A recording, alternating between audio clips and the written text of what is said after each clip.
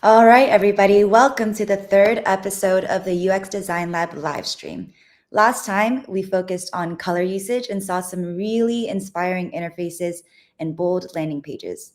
This time around, we bring you grids. We're really excited to dive into some best practices and hope that you learn a few things that you can use to implement your grids in your next application.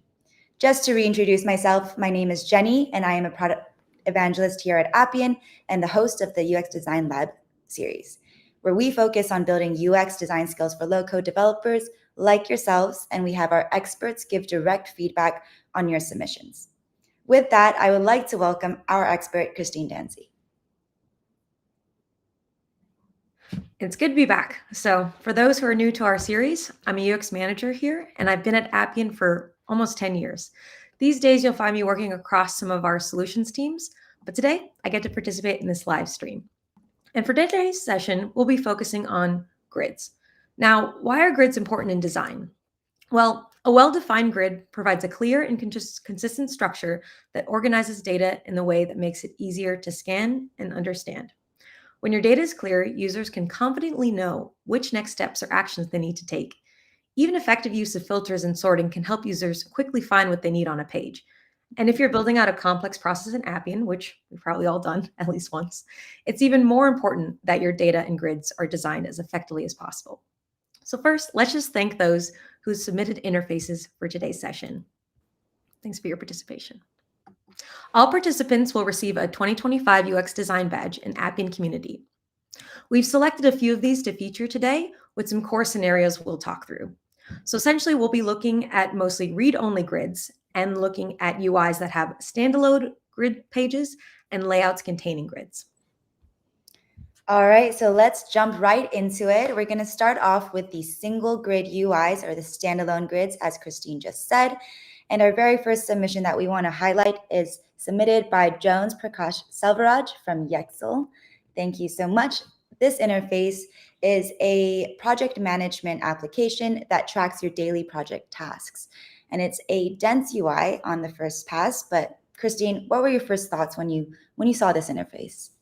Yeah, I think we wanted to showcase this to give an example of, as you mentioned, this kind of dense type of interface, right? So by default for grid spacing, we have standard, but here they've used a spacing of dense, right? So for this particular persona, they may actually want to see a longer list and a tighter grid to see more data versus having to like click through paging each time. And so and I think here it works fairly well, right? We have some like core information about the tasks, some details. We notice tags being used for statuses and labels. I will say though, for the label section, I may have used a more neutral color. It's kind of feeling a little bit heavy. You may want to, reserve some of those more like attention/bold colors for things like priority or status, right? So if you want your user to take action on the information on this grid, what do you want them to notice first? Right. And I do like that they used the color for the priority as well here. That does draw a little bit of your attention, but you're right that the labels do the heaviness of the color because it is a full solid block of color that might take a little bit of that attention away from the priority and the flag here. Yeah. But they did use red, which is always a good color to bring attention. Yeah, exactly. I also noticed on the right side, we have a kind of like this little details pane, which I think is a nice pattern, right? It's in line, right? We're not being like redirected away. So you can kind of see the information in the context of your grid. At an initial glance, though, it might be hard to tell which row we actually have selected. So just be mindful that if you do use this type of pattern where you're selecting information on a grid and there's details that appear next to it that associate with the grid, you want to make sure that connection is obvious for the user. What are a few things that you could do to sort of make that connection? Yeah, so some patterns I've seen is utilizing like a row highlight. Although I know in this case we do have some interactive elements in the row, so kind of be mindful of that. You could also like bold certain keywords in the grid. Maybe there's a clear kind of selection indicator within the row itself to show that this is the one I'm focused on. And I know we have a lot of great inspiration patterns out there to kind of reference, but as long as I said, it's clear which one you're actually looking at, I think it'll make a better experience. Yeah, definitely agree. Well, this is overall a really great interface and very clean and easy to understand. So thank you so much, Joan Selvaraj from Yexel. All right, the next one that we're going to look at is this HR solution submitted by Kavipriya Syndrome from Virum. And yeah, there are a few things on this grid interface that are a little bit different from the one we just saw previously. What were some things that stood out to you, Christine? Right, so here we have more of our standard styling grid. We're utilizing some avatars, once again using tags. I think tags are pretty popular in some of our grid layouts, good ways to like highlight things like status, once again we're seeing here. Although we're also using tags here for designation in that column.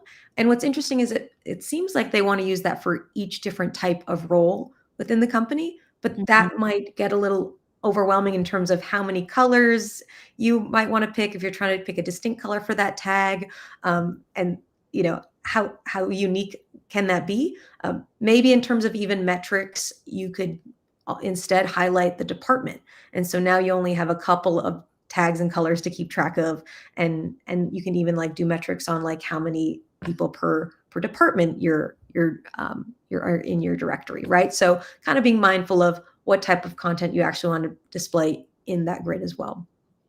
Yeah, definitely. And I noticed that, for example, network engineer, it's a little bit hard to see. So in terms of accessibility, the less color options that you have, the easier it is to really have high contrast while still having distinct color options. So that's a really good point. Anything else here that you noticed regarding either color usage or, the components that they've used in the rows? Yeah, kind of keeping on the topic of tags. So in the status column, we're also using tags there. And I did notice that we're still kind of including inactive employees. So depending on your use case, maybe it makes sense to keep inactive employees displaying, but you can also consider having a default filter to already filter out inactive employees just to see like the current status of your directory, or a default sort could be helpful too. It seems right now the default sort is just on like user ID, and then even question, is that user ID important in this context, right? So it's one thing just to like show all the data that might be in your record. It's another to think about, okay, what's actually the data that's important? How can I pre-filter that data so the user sees what they need to right off the bat versus having to do extra steps when they land on the page? Right. Yeah. Just really stepping into the user of the HR manager and seeing what actions they want to take.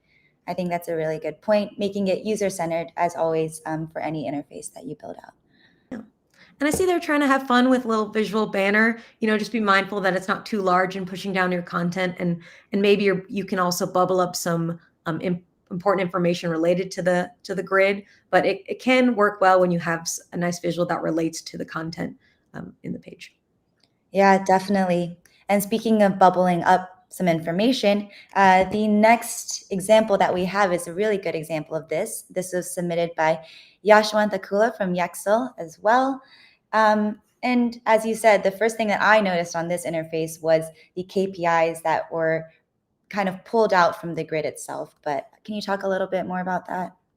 Yeah, I think this is a great segue. As we see here, we have some core kind of metrics at the top that relate to our grid, right? So you have the details below. Maybe you want to scan it yourself, but it's kind of nice if you already know the type of metrics maybe this user is looking for. We can already have that already for them at the top of the page.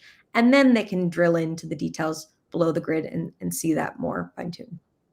Yeah, definitely. And it's kind of fun to see a very similar use case to the one we just saw. But they also, Yashwant also uses color to highlight priority and status. Are there some best practices in terms of, consistency or how they use color in these values? Yeah. Overall, I really like that we're using some common color themes that we're used to seeing for like priority and status, right? So red for higher priority, or in case of the hiring percentage, hey, it's not quite where we need it to be. But then green, they're saying it's like a positive trend. Okay, it's a good status. I did notice though, like their pause status in the column and their pause status in the KPI colors were slightly different, which is interesting. Mhm. So kind of good practice here if you are setting up themes, whether using them in grids and across your page, setting up those constants and making sure they match to your grid data as well as any other related content around your grid. Right. And constants and having some sort of design system definitely makes it easier for the developers also to easily reference colors instead of having to type in the hex color every time. Also on sites, we do have in 25.2 a branding preview. So if you do have the accent color set up already, that's also one way that you can already see what it would look like in the site. Exactly. And kind of keeping on that theme of color usage in your grid data. So I also noticed they were using red in the hiring end date column. And Mhm. at an initial glance, at first I thought we were like overdue, like we missed a deadline. And that might not be the case here. But once again, right, if your user is landing on this page and they're noticing those colors, you want them to make the like informed decisions, right? So if they think something's overdue, they might want to drill down into that, get more detail, take action on that. But if it's actually supposed to be more of like a neutral color and maybe they should notice other statuses in the grid, just kind of be mindful of that. Right. Yeah. I definitely thought that this might have been a warning or some sort of date that I needed to pay attention to the first time I saw this as well. So that's a really good point. All right. So thank you so much, Yashwant Akula from Yexel. This was a really great grid to sort of just overall, I think is very clean as well. So congratulations.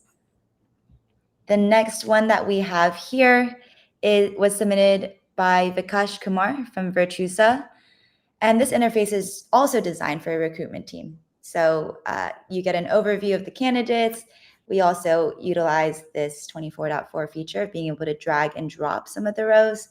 What are some of your initial thoughts when you saw this interface? Yeah, I think what's kind of fun is we went from kind of dense to standard, and now here we even have more spacing within the rows, which I think is kind of nice. They utilize that user avatar and then put details on 2 lines in that name column, right? So a great example of kind of giving breathing room to some of your content in a grid so it doesn't feel so tight and compact. I also thought it was fun the different kind of color themes they used here, and we also get some examples of different components and how they could be utilized to show information within the grid.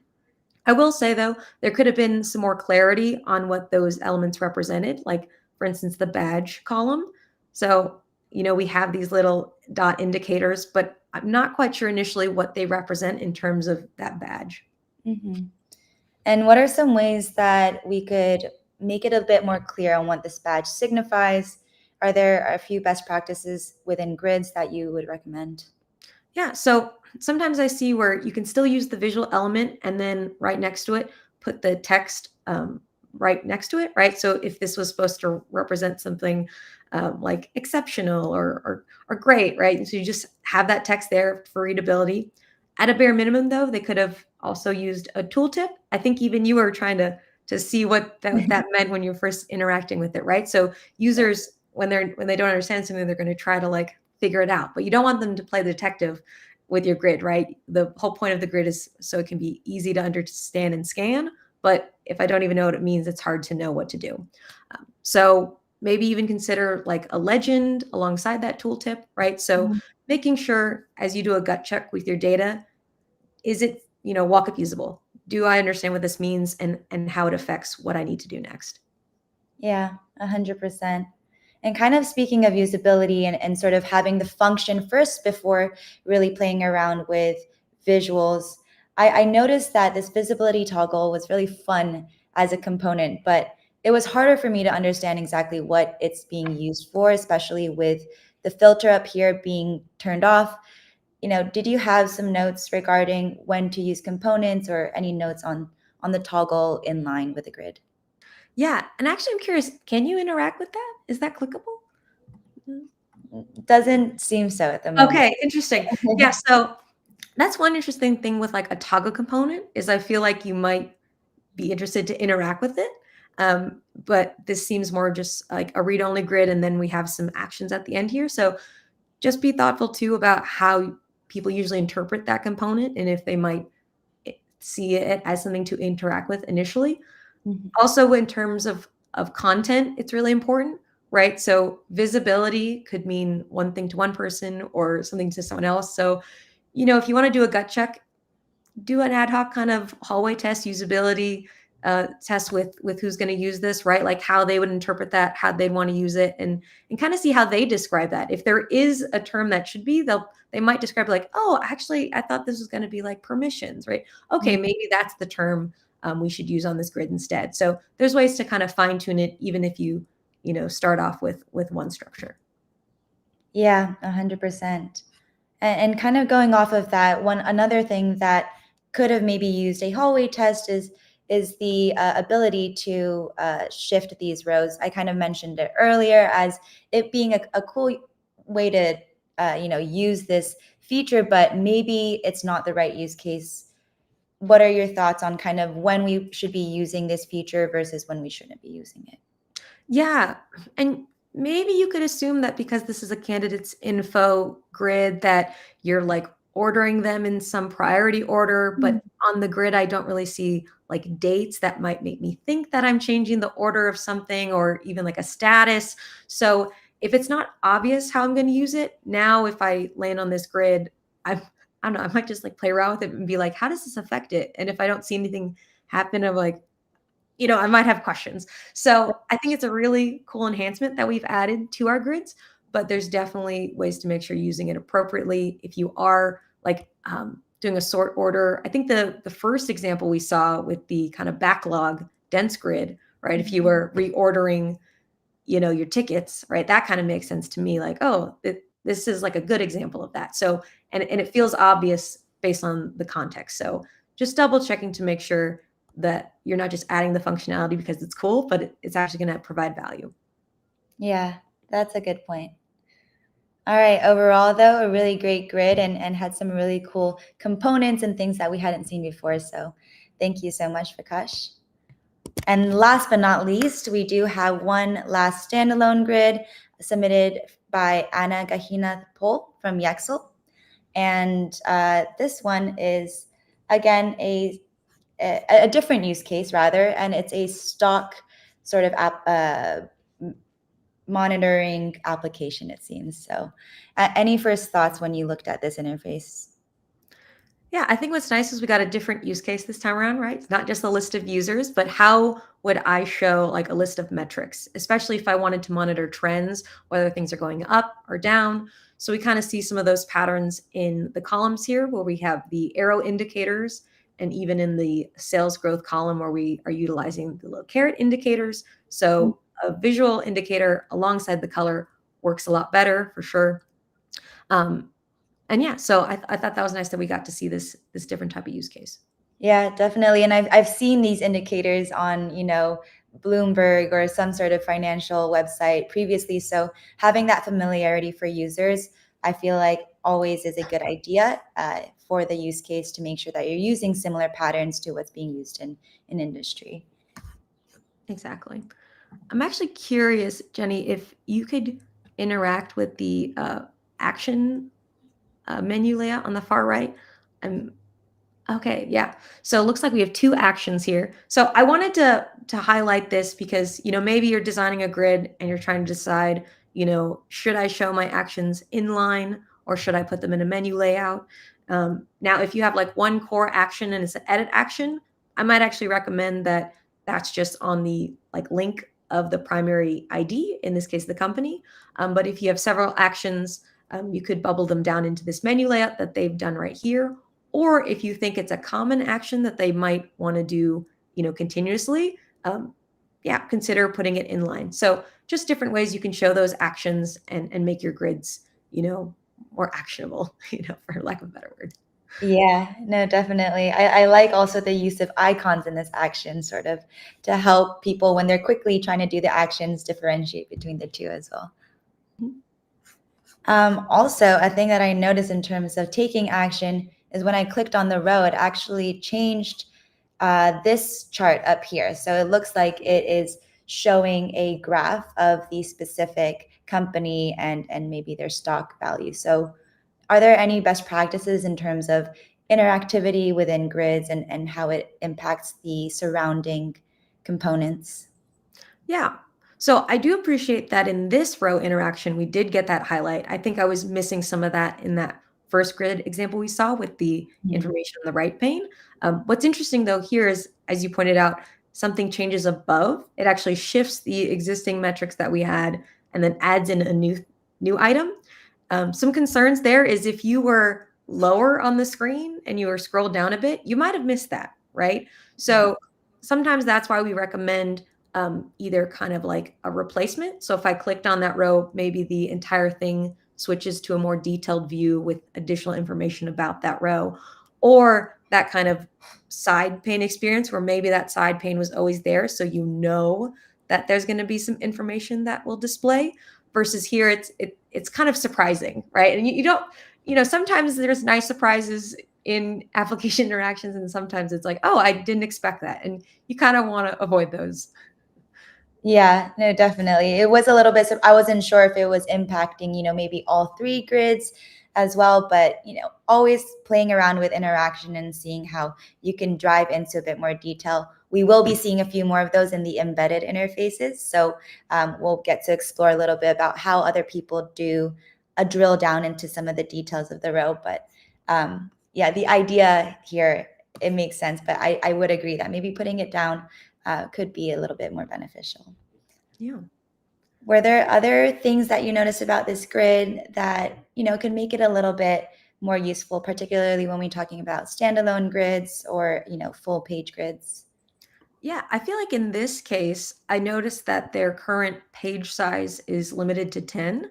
And when you have the space and you have the full page, and in this context where we're looking at metrics, it actually might be nice to have kind of a higher batch size, right? And because right now we kind of end up with this like kind of empty space on the bottom, and now you're forcing your user to have to like click through the paging to see more data. So definitely worthwhile that if you have pages dedicated for a certain context for a grid, kind of increasing that batch size. Right. And we did see that with the first one with the dense UI, where it was a project task manager where you can scroll all the way down. And that way you can kind of compare across all the rows as well. It's a good point. All right. Well, thank you so much, Anna. And that concludes the standalone grids. But next, we will be going on to some of the embedded grids. So these are interfaces that are embedded in a larger context. So first off, we do have this interface submitted by Lilar Saxena, also from Yexel. Thank you so much for this submission. There's a lot going on in this interface. So what were your initial thoughts about this particular dashboard? For sure. And first, yeah, great example of where you can have a lot of different types of information surrounding your grids. And in this case, we actually have like 3 grids. So we have like the 2 core grids in the middle area, and then the bottom left, we have an upcoming sessions grid. And so what I think they did well is being mindful of how many rows in that grid to actually show, right? So for the my work and request grid, they've limited it to 5 items at a time, which works well because then they don't accidentally push down other elements that could reside below that grid, whether it be another grid or just other metrics, especially for a dashboard like this, where it's kind of nice being able to see holistically across all the data. You don't want to accidentally push things down. And you might actually do that with grids because you can control how many rows can be displayed. So I thought that was really nice that they were mindful of the batch size for each of these grids so that you could see the context without needing to scroll or lose context from other elements. Right. That's pretty big contrast to what we were seeing with the standalone grids, where maybe in some use cases you wanted it to just be a full-on page where you can continue to scroll, but rather when it's embedded, you do have a different best practice involved. So that's a cool comparison to see. I did notice though, when I was trying to batch the rows, it was a little bit hard to see this color. And obviously this is a dark mode interface, which is slightly different from the previous grids we've been seeing. Are there any best practices when we talk about grids and color choices for a dark mode pattern or style? Yeah, so what's interesting is I know they do have a light mode version of this, and the default accent color does work well. It could be worth hopping over to that just to compare. So maybe as you're developing and maybe you're starting with like your light mode light mode theming, and those colors work fairly well. And then you think to yourself, oh, let's try a different theme. You might notice that it doesn't quite work as well, right? So yeah, so this is perfect. So here with that accent color they had, light mode, it's clear, the actions are clear, icons are clear, good contrast. But then we swapped over, it was a little harder. So you might either consider rethinking your color schemes in dark theme, right? Like maybe they might not match well when you swap swap swap to that. Wow. Swap to that new color theme. So you might need to change your accent. Or maybe it works well where your accent can work in across the different themes. So definitely be mindful of that, because especially for grids, when you want the user to know how to interact with it, if those colors don't have enough contrast or aren't clear, then it's hard to know, what to do. Right, yeah. And dark mode, generally, when it's a busy interface, it can be a little bit overwhelming on the eyes if you have bright colors or darker colors against a darker background. So with the heavier contrast, maybe even having a whole different color palette, like you mentioned, would be good. Definitely. Was there anything else regarding, just having the two grids or having sort of inline filters that you noticed about this interface? Yeah, so I was looking at the filters, and there is a filter called task type, which I realized wasn't actually in the grid itself. And so then if you started filtering on that value, it's kind of hard to tell if, if it was like working, or if anything changed, right? So some of our best practices there is, it's better to only show filters that actually relate to the data in your grid, because yeah, you interacting with it just then, I don't know if anything changed. So it makes me wonder, did it work? Is there a bug? Right? I don't get that kind of feedback that's helpful. But this is nice. We get to see the new async loading on grid. So, Yeah. shout out to the records team for allowing that. If you're working with a lot of data, you can use async loading so that the other parts of your page can load while the grid loads. Right. That's cool. Yeah. So it looks like it did end up filtering in and just took a little moment, but you're right. Like I didn't see the task type as a column, so I wasn't sure where it was filtering on.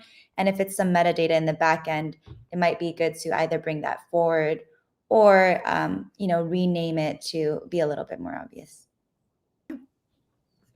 Yeah, definitely. But generally, this is a really great example of a very dense dashboard using several grids. And it looks like a lot of work went into it. So this was a great example. Thank you so much, Lee Lark, Saxena. All right. And the last, second and last embedded interface we have here is a credit report submitted by Ariane from IQVIA. What were your first initial thoughts on this interface? Yeah, I liked how, this example of where you have your core grid, but still some supplementary information to the side of it, not too dense, not too packed with information, but still kind of usable, readable, maybe something more of like a portal-esque type of feel. So that was nice. And then they even had this like filters interaction, which I thought was interesting, where it was collapsed by default, and then you can expand it. So maybe in this case, they wanted to focus the user on the data, and then optionally, if needed, users could use that filter section. Could even be a good pattern for mobile responsiveness, right? Like instead of having a long list of filters on mobile, maybe you want an interesting pattern here where you kind of hide and show it. So that's kind of cool. I know we haven't gotten too much into responsiveness for grids, but that's something to kind of help there. Yeah, no, definitely. And if I'm thinking about the use case as well, I think, as you said, I would be probably checking my bank statements or checking my accounts on my mobile phone. And also maybe most of the time I would want to be able to see everything and only occasionally be filtering on it. I don't see myself having, a huge list of different bank accounts. So the filter being optional is maybe a good option for this use case. Also, I did, when I was kind of clicking through this, notice that it actually is interactive, and I can click into one of the rows and see more details in in line. So this is kind of an example of showing the details in line. Are there any notes that you have here or best practices regarding this?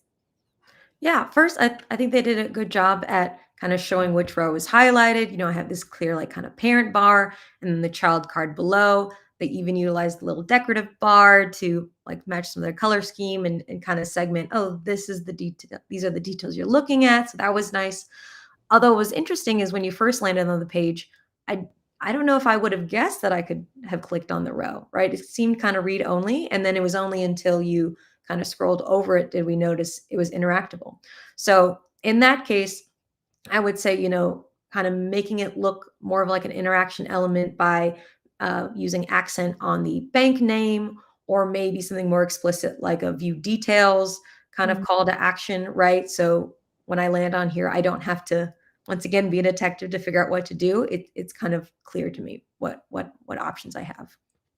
Yeah, I definitely agree. Maybe even having some sort of chevron on the left would just indicate that it's closed and has more to see. Yeah. So having that indicator would be useful. But I do love this card and all of the sort of visualization of, the branding of the actual bank and the credit utilization. I also really like that they made this interactive where the payment history, started in June 2023 and has still yet to be paid off for the rest of the year. Yeah, a lot of fun interactions in the details section. Yeah. And kind of speaking of just like the details and some more decoration, I noticed that similar to what you would want to see in your credit report portal, there were a lot of different visuals on the side. But were there any sort of things that you noticed about these side cards as well? Yeah, I do like that they kind of highlighted their actions a bit more. Maybe for their business case, it's important to kind of draw users' attention to things like the credit report action or kind of release notes slash reminders action. So instead of using maybe the kind of common toolbar actions near the grid, they actually created these like more custom highlight cards for those actions, which is nice, right? It draws my attention, it relates to the content on the page. So definitely thinking through what's the best way to show those actions related to your grid content to for the user to take the next best steps. Yeah, and definitely, I really liked seeing, these. I liked the way they laid out all the different cards as well, where there was some breathing room at the top, and then they did have the actions very directly related to the main grid interface. So that's a good point. Yeah, overall, a really interesting use case and a beautiful interface. So thank you so much, Ariane.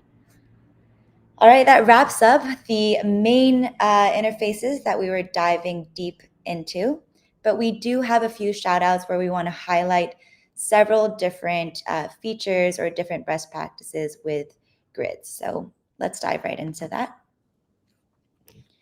First one we have was submitted by Susmitha Nadimpali from Yexel. What was something that we wanted to highlight here that people could use in their own grids when they implement them? Yeah, in this case, I like their usage of the grid column background color, right? So for their admission status here, they're using that to kind of highlight like a state status here, so rejected or approved. And you can use it in this way, or maybe even like a heat map, right? So if you have data across the grid that you want to show like trends, or, like I said, with that heat map kind of pattern, I think this is like a fun kind of new parameter to utilize. And then, if you want examples of that, I know we have like heat map examples on Appian docs. It might actually even be an interface designer in one of our patterns there as well. So just another kind of grid styling you can use to display your data. Right. Yeah, definitely. We have a lot of resources on docs, Appian docs, and then the patterns. We have so many useful patterns also that are out of the box within our designer. So those are really useful resources for anyone looking to start off. If you are kind of in a funk when you're looking at that blank page. All right. The next shout out that we have here was submitted by Ashwini Abhale from Yexel. What was something that we wanted to note here? So for here, I like their use of the show more, show less pattern for their content. in the project description column. So if you're setting up grid data and you do realize you have a section that might be dynamic in terms of like content length, instead of having different row heights across the grid, utilizing this pattern will make those rows consistent, and then the user still has the option to see more details. Yeah, that's a good point. And is this something that we also have out of the box, or a pattern that we have in our docs? Yes, yeah, I believe so. I feel also an interface designer under the patterns tab, there's a show more, show less pattern example that you can check out. Awesome.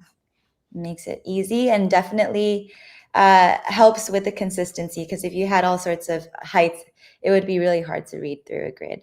Like you said, grids are for easy scannability of a lot of data. So this was a really good implementation of that. All right. Our next shout out here was submitted by Mudatif Siddiqui, independent, so no company. Thank you for this submission. This was also just a sort of different context in terms of where we're using grids. Could you maybe speak a little bit to how we're using it here? For this one, we wanted to highlight it for like the common kind of record summary page you might end up creating or seeing, right? So you have some content on the left pane, your core kind of record information, at the top, and then maybe there's certain instances you want to see of that record, and so they're utilizing the grid here. So just kind of showing a common kind of record example that you might see. Yeah, definitely. I could imagine too, if it was an order and you had different items, there are some really good use cases for having grids within your summary page. So this is really, really cool to see. All right. And then here we have a relatively simple grid interface, but this was submitted by Dinesh A from Low Code Minds. What were your thoughts on this interface? It's simple, but that's kind of why I like this one, right? It's a good example of where you don't need too many bells or whistles to kind of get the job done, right? So it's clear what my tasks are. I have a clear status column. The priority column really gets, good attention because there's not too many conflicting elements or colors on the page. I think we've seen on other grids where the background color kind of conflicts with the color of the item. So this is nice and clean. And then they have two core actions in the last column. And so I know exactly what my options are when I land here. So it's simple, but it works, right? It's effective. So just a great example where if you have a clear set of data and a clear set of actions, you don't need so much to kind of get your point across. Right, right. Sometimes less is more, and simple allows you to really understand what the function of the grid is. So. And the last shout out we have here is submitted by Saumya Anandan from Yexel. And this is a sort of different use case and different layout. So could you speak a little bit to how we're doing it here?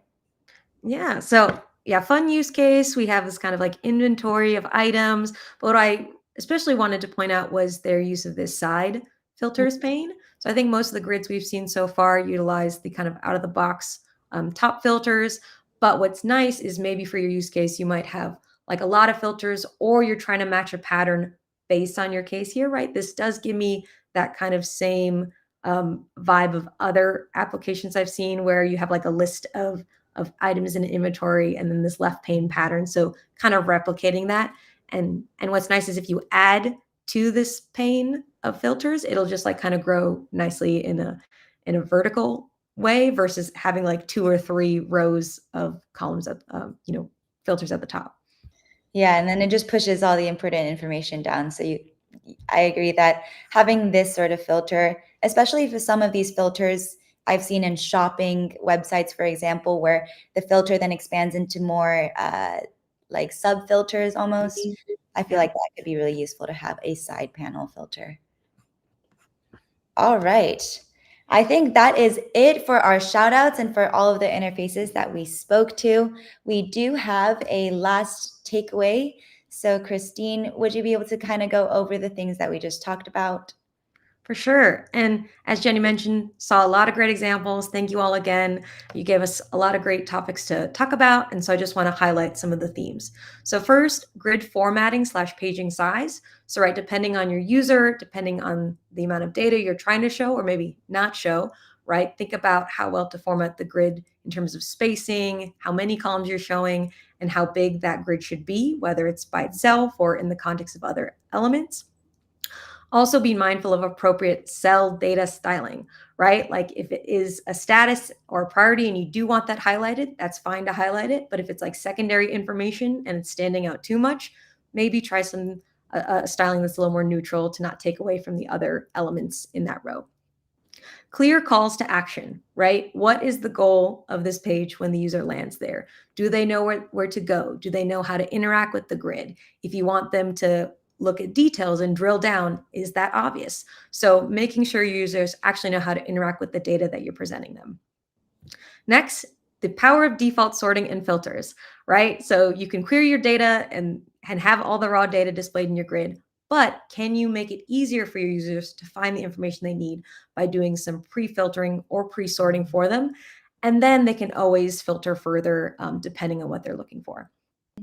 Lastly, consider related page data, right? So are you plopping the grid in a spot that makes sense? Are you bubbling up information next to it that helps give context to that grid or adds clarity to that grid, right? So once again, it's not just about the element or component itself, right? The grid, but other things that add to it. Yeah, no, definitely. This is a great checklist almost to kind of go through when you're thinking about implementing grids, whether it's a standalone interface or within a larger dashboard in your application. So definitely take a screenshot of this, or this video will also be on the community YouTube channel.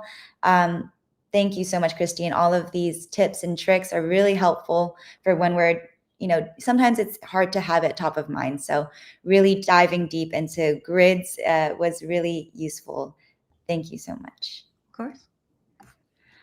All right, so that was Christine Danzy, our UX manager at Appian, who provided us a lot of useful tips and tricks today. Before we wrap up, I do have a few announcements, so let's just say thank you to Christine. We are really excited to introduce the new Skill Badge program.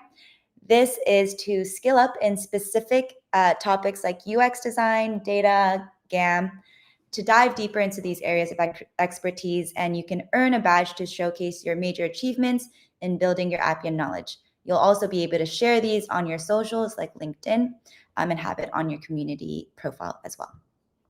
Also, it's already that time of year where we showcase our latest features, so don't miss the 25.2 product announcement webinar. We are streaming it 3 times to align with your time zone. So we have May 14th at 12 p.m. BST, 12 p.m. EST as well. And then we have a third one on May 15th at 10 a.m. IST. And finally, on May 22nd at 11 a.m. Eastern Standard Time, we can join our team of Appian experts for the 25.2 release highlights and delve into the key highlights of this release on the Appian Community YouTube channel as well. So don't forget to tune in. Thank you all again and have a wonderful rest of your day.